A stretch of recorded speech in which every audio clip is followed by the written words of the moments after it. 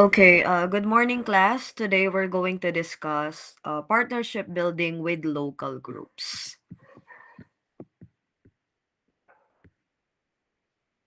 Okay. When we say partnership building, it can help a community develop the programs, activities, and infrastructure with the assistance of an external network. So, para mas madali nyo lang maintindihan, class, pag sinabi natin na partnership, it answers the question, what can we do together that I cannot do alone? So, parang pagdating sa community, ano ba yung pupwede nating gawing dalawa na institusyon as a partner na hindi kayang gawin ni community alone? Okay? Next is, partner groups provide support to communities in planning and organizing to motivate community members to participate. So, pag sinabi natin na partner groups, ang baseline niyan, class, palagi kayong may common goal or may common objective. And when you say partnership kasi, it does not only benefit one side, it should benefit both sides. So, si partner community or si partner organization mo should benefit from that partnership with you as a partner community. Kailangan beneficial and advantageous siya for both parties. Kaya nga, sabi natin, as they organize this partnership, kailangan the community members will also participate. Kasi kahit gaano kalaki yung pondo na ibibigay ni partner organization mo or kahit gaano kalaki yung effort na ibibigay ni partner organization mo sa yung community, it will never work out kung hindi naman magpa-participate yung community members natin. Kumbaga, kung walang cooperation, mahina ang support system from that community, baliwala din. Okay. Let's skip that part. Okay, punta tayo dito sa why is partnership building important? Bakit nga ba? So sabi nga natin, balik tayo dun sa question natin kanina. What we can do together that I cannot even do alone. So, for partnership building, this involves a number of responsibilities by both the community and the organization or the local group in which it has made an agreement. Maraming responsibilities. Hindi lang dahil kinuha mo si partner organization, ibig sabihin, yung responsibilities nakalagay na lang sa balikat niya. Sabi nga natin kanina, it takes two to tango. Kailangan dalawa kayong mag-benefit. So, yung responsibilities, yes, malaki man possibly kay partner organization, but hindi natin po pwedeng alisin that the community also has a responsibility. O halimbawa, yung favorite ng isa sa mga mock barangays na naka-assign sa inyo. Sabi ninyo, ang biggest partner ninyo ay ang Red Cross or Philippine Red Cross. So let's say Red Cross is responsible for blood donation, for providing supplies of blood to people or to the members of the community who will be needing blood. So ngayon, anong dapat gawin ni community? So syempre, the community leaders must invite the community members na if they are qualified or if they are healthy enough to donate blood in order to support the advocacies of Philippine Red Cross, then syempre, kailangan magkaroon ng motivation yung mga community members din, 'di ba? Not just motivation, but also the initiative to help. Kasi, it must also be explained to them na, okay, na once na nag-donate ka kay Philippine Red Cross ng blood, so one day, if one of your relatives or ikaw ay mangailangan ng blood supply, then Philippine Red Cross will also be willingly giving you a bag of blood. So, ganun yung tinatawag natin na partnership building. Magbe-benefit si community member, but syempre, the organization itself should also get benefit from the project na binibigay nila. Next are some of the responsibilities na meron sa partnership building. Siyempre, partnership will not be possible if you're not going to hold regular meetings. Hindi po pwede na upon signing of the contract, of the agreement, of the partnership, bigla magkikita na lang kayo after how many years or hindi kayo nagkakaroon ng regular updates. Kailangan siyempre for any partnership, dapat meron tayong regular updates or regular meetings. Ano ng progress, ano ng mga kailangan natin na tulong, initiatives, ano-ano ng kailangan nating support. Hindi lang for partner organization again, but also for the community. Anong maibibigay ni community na support din kay partner organization. And siyempre, the fact that they're going to form a core group. Ano ba yung main advocacy? Ano ba yung pinaka-center ng advocacy natin? Sino-sino ba yung mga focal person na kailangan naming kausapin every time we're going to have a meeting? O sige, I'm speaking, on behalf of the, partnership organization, So, ang tinatanong ko, sino ba yung core group? Sino ba yung mga kailangan kong puntahan? Sino ba yung mga kailangan ko ng, coordination if I am going to ask for a regular meeting? So, sa part naman ni community member, sino ba among the many, leaders na meron dito kay partnership organization, ang dapat na directly ay contact namin. So that's how you do it for, forming a core group. Sino ba talaga yung mga pinaka main characters doon sa organization or doon sa community na kailangan ay magkaroon ng concentration dito sa project or program na ginagawa natin. Next is monitor the program progress. So, kasama na rin yan dun sa target or agenda ng regular meetings na sinasabi natin on the first responsibility which we mentioned. Siyempre, kailangan, alam mo yung progress, may improvement ba? Or halimbawa, yung community ba compared dun sa initial needs assessment na ginawa natin, ngayon ba mas mataas na yung needs assessment? Or at least 25 or maybe half of the needs na nakita natin from the assessment ay na-resolve ba? Next siyempre is the liquidation of the finances. Liquidation, ibig sabihin, it's the reporting of the budget, of the expenses na mayroon doon sa partnership na na-build ninyo. Siyempre, kasama na din yan sa regular meeting. Ganito yung nagastos natin, ganito pa yung kailangan natin na pera, and ganito pa yung mga amount na kailangan nating erase. That's part of the regular meeting. Siyempre, hindi naman gagana class ang isang program if you're not going to shell out money. Siyempre kasama 'yan, 'di ba? Ang effectivity ng isang program, madalas din siyempre ang kailangan ng isa sa mga backbones niyan ay ang finances or budget. Kaya nga hindi ba dun sa mga committees na ginawa ninyo, meron tayong person responsible of budgets and finances. While for the processes naman of partnership building with local groups, the process of forming a partnership with local groups needs the cooperation of the members involved. O, syempre, on how you are going to form it, kailangan muna, sabi nga natin in our previous discussions, we need the voice of the customers. We need the voice of the community members. Kasi paano natin malalaman ano yung mga kailangan ng community natin if we're not going to listen to our community members. Kasi medyo mahirap gumawa ng isang program if hindi siya galing doon sa mga members ng community. And it is also essential that both parties share a common goal and coordinate with each other for the programs to become successful. Bakit nga daw ba kailangan na merong common goal?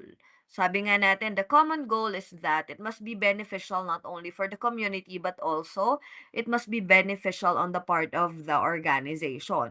Kapag halimbawa ang goal ng community ay maka-gain lang ng benefit but it is already compromising the benefit of the organization, syempre hindi common goal yon. Kailangan equal and balance tayo pagdating sa pagse-set ng goals and objectives.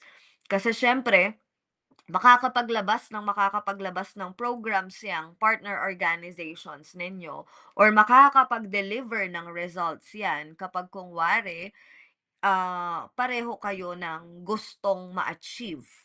Okay? Kumbaga, o sige, maglabas tayo ng program pero dapat si community member, very supportive siya, very cooperative siya. And not just supportive, not just cooperative, but very participative siya. Ibig sabihin, the fact na tinatangkilik yung isang program, the fact na merong kumikilos para dun sa program, then that means na yung common goal or yung common objective natin na dalawa ay naa-achieve natin. Next is, syempre, among the many processes, unang-una kailangan mag-connect ka with the leaders. O paano mo naman gagawin 'yan? Siyempre, if you're not going to connect first with the leader, and that is by sending requests, sending letters, to the leaders, to the proper authority. Kailangan 'yan muna. Kasi sabi nga natin, before ka makapag-build ng core group, kailangan unang-una magkaroon muna ng approval ng leaders doon sa partner organization mo. Kasi tingnan natin, ano ba yung mga goals ng community, ano ba yung mga values na meron sa community ninyo. And also, you have to relate those of their preferred partner group or organization. So, let's say ang values ng community mo ay focus on agriculture. O halimbawa, for Barangay Agos, their community is focused on their drainage system, on their clean water supply. So, syempre, kung ganoon yung mga values, mindset, and goals ng community, sino ba yung mga dapat nating lapitan? Since Barangay Agos is focused on water, sino-sino ba yung dapat na mga maging partner namin for those advocacies and wants? Uh, if it's from Barangay Mausok, and then syempre ang mindset ng mga tao doon is to have or to reassure themselves to have clean air. Okay, or safe surroundings. That's how you do it. So ngayon, sino ba yung dapat na kontakin nila? Sino ba yung leaders na primary ay kailangang maging point person nila pagdating sa tinatawag natin na partnership. Kasi siyempre, it starts with the request, it start with the application, it start with saying your intention. What are your intentions ba? Kailangan mo nang malaman ni leader yon before the approval, before the whole process will go through. Next is you identify and prioritize the goals. Both parties should make sure that the objectives and the goals of a shared program or project are clearly defined. Okay, since we are from Barangay Agos, ang gusto lang naman namin ay ganito, magkaroon kami ng clean water system or maayos na drainage system because our area is prone to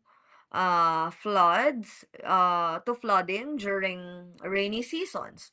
So, yun lang muna siguro. But for you to provide a water refilling station, I think that's not part of the objective. Basta maging malinis lang yung tubig namin and safe, potable. And when you say establishing the business related to water refilling station, it's no longer your call as our partner organization. So ganon kaklaro, you identify. Kasi para alam nila hanggang saan lang ba yung expectation natin, hanggang kapag in-establish natin yung partnership na 'to. Hanggang saan lang ba yung puwedeng hilingin and hanggang saan lang ba yung puwedeng ibigay ni organization. Next is, Siyempre, you organize the community and you deliver the services. Now, you were able to set the objectives, your goals, your standards, and then the responsibilities. Now, you should organize your resources for implementation. Okay, ganitong kadami ng supply ng tubig ang kaya naming i-produce for this month, for this week, or for a period of time. Okay, ganito din kadami ang pera that we have in our community. And that means we are short of this amount or we are in excess of this amount. And since we have an excess amount or we have an excess budget, we can give it to your program as a support. That's how you allocate your resources, class. Ano ba yung kulang? Ano ba yung madami? Ano ba yung mga available na natural resources na maibigay doon sa partner organization as one of the means para masakatuparan ninyo yung project ninyo. Okay, let's say natural resources nga. O hanggang saan lang ba yung sakop ng community na to when it comes to water resources? O hanggang dito lang. Ito lang yung meets and bounds ng community natin. Ito lang yung limit natin. So kung hihingi kami ng maayos at malinis na water supply, hanggang dito lang yon. So that's how you check your available resources. Next is, syempre, you monitor and maintain the progress of shared programs and projects. Paano daw yon? Both leaders and partners are responsible for monitoring and maintaining the programs and actions that they have planned for the community. Tingnan mo, may progress ba? Nabubuo na ba? Since it was already published on media or it is already announced to the public? Is there already a progress? Kung gagawa ba kayo ng isang system or let's say train system para mag-connect from one community to another community? Meron na ba? Nakapagbungkal na ba sila ng lupa para ilagay yung mga bakal? Ganon, you check. There should always be monitoring. And why do you have to monitor it? Siyempre, 'di ba?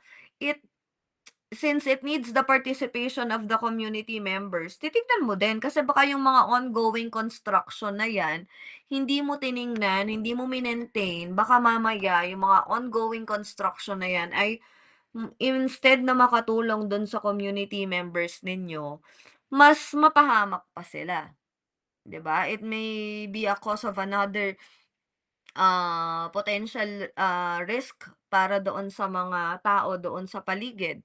So, tingnan ninyo ano ba yung effect? Baka mamaya it already paralyzed the transportation kasi ang tagal ng construction, 'di ba? So, when you monitor it, pwede kang mag-decide, "O bilisan niyo kasi sarado na yung daan, eh, kasi merong construction diyan, eh, regular na daanan ng tao 'yan." So, that's how you do it. Hindi po puwedeng may pinagawa ka, iiwanan mo na lang 'yan doon sa umpisa na pinapagawa mo. You have to ensure na yung timeliness nung isang project ay matatapos talaga at magagawa within the specified period of time. Kaya nga hindi ba kung halimbawa may mga road constructions na nangyayari doon sa mga community natin, if you're just going to notice it, class, makikita ninyo na merong mga nakapaskil dun sa tarpaulin na, okay, this project will run from January 2026 until July 2026. Merong mga ganong timeline. Kasi ibig sabihin, in excess of it, hindi na dapat mas tumagal yung abala noon sa tao at doon sa, syempre, sa community. Next is, syempre, you build new partnerships and strengthen ones that have already been established. Okay naman yung partnership mo dun sa mga existing organization, you are supposedly expected to build new. Ibig sabihin, dadagdagan. Dadagdagan ng mas maganda, dadagdagan ng mas kailangan pa. While for the other partnerships that you have established na nakakatulong naman, you maintain the relationship with those partners. hindi mo naman sila kailangang palitan kasi baka mamaya sabi nga natin kanina, upon setting your goals, meron lang limits si partner organization hanggang saan ka po puwedeng tulungan. So, as you build new partnership, meron ka na namang naisip na community project o baka si new partnership, siya yung kailangan mo for this project or for this objective. Kaya dapat strengthen lang yung una, alagaan, i-maintain, while for the new partnership, it's for the new objective. Okay, now, why are shared goals and values very important in community partnerships? So siyempre, methods in partnership building, number one is partnership building with local communities consist of forming collaborative relationship. At pag sinabi natin collaborative relationship, it's not just a responsibility of one side, of one party. It's the responsibility of both parties. It's the responsibility of the community and also the partner organization. Kaya collaborative, tulungan. Anong meron kayo? Anong meron kami? And then we share it. Then we form a very successful project. Next is, these relationships are dependent on shared interest of both parties. So, paano naman daw natin assure na yung relationship na yon ay merong shared interest? Okay, sabi nga natin kanina, if it's on shared interest, let's be also open that they did not partner din naman for your gain only or for the community's gain, but they also partner kasi syempre they have or they are seeking for an advantage to their organization also. Kaya nga shared interest yan eh. So we benefit, we have common goals, but hindi lang puro ikaw, dapat kami din naman syempre, meron kaming benefit or meron din kaming gain from this partnership. Next is advocacy. So, ano-ano nga daw ba yung advocacy na yan? So, this focuses on changing or augmenting public policies, submitting legislation, and implementing programs for the betterment of the community. So, pag sinabi natin ng mga advocacy, ano-ano ba yung mga public policy na existing na sa atin? O, let's say we have a law on bullying. So how does the community help help prevent bullying or help lessen bullying? So, syempre, number one, you have to partner with schools. Bakit mo kailangan makipag-partner sa schools? Syempre, it's for information dissemination, it's the proper avenue that we reach out to the youth or to the younger sectors of the community. So, ganun yung tinatawag natin na augmenting. Dudugtungan mo. Meron na eh. Ngayon, dugtungan mo. Ano ba yung mas maganda? 'Di ba? Now, if you think you have to submit ordinances or barangay ordinances that would cater your community members, then you do it also. And as you do it, you advocate it. When you say advocate it, you market it to your community members. Ito yung benefit na makukuha ninyo, ganito yung mangyayari sa atin. And then you inform them, syempre. The best way to market an advocacy is to inform and to make your people also knowledgeable about the project. Hindi po pwedeng ikaw lang dahil isa kang community leader, ikaw lang ang nakakaalam ng lahat. May it be negative or positive, your community members should always know each of the aspect or each of the factor that your policies or your ordinances possess. And then also, implementation of programs for the betterment of the community. So, paano nga daw ba yun? Gumawa ka na ng ordinance and then how are you going to implement it? Paano? Let's say, merong benefit or advantage to them that they have to fall in line, they have to submit requirements, let's say on scholarship, how are you going to implement it? Siyempre, start ulit tayo dun sa tinuro ko sa inyo. You do the classification through a very good qualification standard. Kailangan gano'n, it must be based on equal protection palagi, walang discrimination. So if it's on scholarship, paano mo ba maka-qualify yung makakakuha ng scholarship sa inyo? What documents do they have to submit?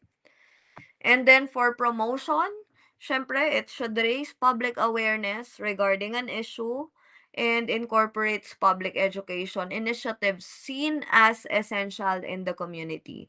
So if it's on public awareness, then you may use posters, tarpaulin, or you may post uh, leaflets on areas that are always visited by people. Let's say palengke yan, terminal, so dapat mababasa and also, it is eye-catching to every individual na meron para magkaroon din sila ng gana in reading it or in taking time to check on the poster. So, kahit na hindi ka magpa-seminar, hindi ka humingi ng tulong sa mga schools, hindi ka na mag-set ng isang oras para sa public awareness, since meron ka naman ng mga materials posted everywhere, then siyempre, it's already an initiative for public awareness. Pero kailangan pa ba na mag-seminar? Well, siyempre, better if you have seminar and trainings for your community members. It's just that for people who are too busy and cannot attend the seminars and the trainings that you initiated as a community leader, then syempre makakatulong ng malaki kung meron kang mga posters. Next is program development. So, ito na yung sinasabi natin na for program development, it involves augmenting the expertise. O, kailangan ko ng speaker tungkol sa livelihood. Sabi nga natin nung huling discussion natin. O, let's say, kailangan kong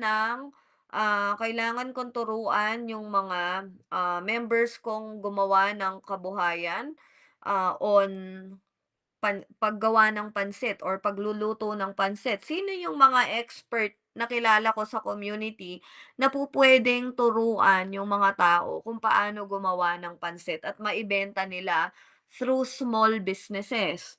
O sabi nga nung isa niyong kaklase, puwede ko pong i-invite yung Mel and Jay, puwede ko pong i-invite yung Susis kasi those are experts na tinatawag natin kasi they've been in that business already for a very long time. Next is local group partner to create new programs and also actions to advance a specific issue in the community. Okay, let's say yung isang barangay ay maraming mga drug addicts, drug users, then sino yung mga experts on those field para masugpo yung drug abuse or drug use? Can you invite the people from Philippine National Police? Yes, it's part of having experts on that area. Can you invite lawyers? Yes, of course. Next is, okay, there are two approaches daw in creating engagement between a community and its partner for a successful implementation of the program or action. So, syempre, number one is participation. It's stakeholder consultation. Dito papasok yung tinatawag natin na needs assessment. Pag sinabi natin na stakeholder, sila yung nagbe-benefit usually sa mga program. So, most likely, these are the community members. And usually, it's the best model for an LGU uh, in creating their sustainability plan. So, pag sinabi natin na sustainability plan, gaano ba katagal yan? O sige, we will be partners. Isang taon lang ba? 3 taon ba? For just a specific project lang ba? Or for 5 years? Ganoon yung tinatawag natin na participation. While for the other option naman is it is related to the mandate of the local government. So, ano ba yung mga kailangan daw ipatupad ng local government? Is it aligned with the with the task assigned by the state or by the government or by the national government to the local government, then if it is part of the duty of the local government, then syempre, the participation is highly encouraged. Okay, well, for the other one, it's partnership. It talks about the collaboration. Again, it's not just one-sided, but it's cooperation among the members of both parties, of the community and of the partner organization. Well, for the second meaning, it is used as a model again for creating a community sustainability plan. Again, it talks about the term of the plan, the term of the programs, and then for the last part, it involves more engagement from organization and local group partners. Very good tong community na to. Sobrang malaking tulong nila pagdating sa mga programs. Very cooperative, mataas ang participation level ng community na 'to, then siyempre it will also encourage different organizations pa na makipag-partner sa inyo.